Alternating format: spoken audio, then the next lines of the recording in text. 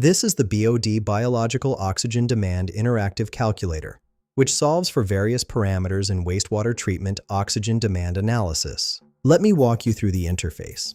At the top, there's a calculation mode dropdown with 6 options. Calculate BOD at time t, calculate ultimate BOD, calculate rate constant, calculate time required for target BOD, calculate remaining BOD, and calculate BOD removal efficiency. For this demonstration, I've selected Calculate BOD at time t.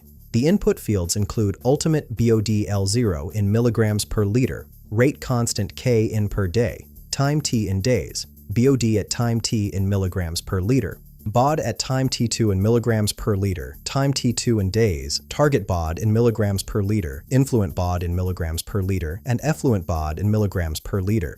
For our example, I've entered 10 for all input values. After clicking Calculate, the result shows 10.0 milligrams per liter. The additional info displays percent exerted at 100.0%, meaning complete oxygen demand has occurred. The status indicates remaining BOD of 0.00 milligrams per liter, and the interpretation notes this is an extended measurement period beyond standard BOD5. This tool streamlines BOD calculations for treatment plant design and monitoring. Find the link in the description below.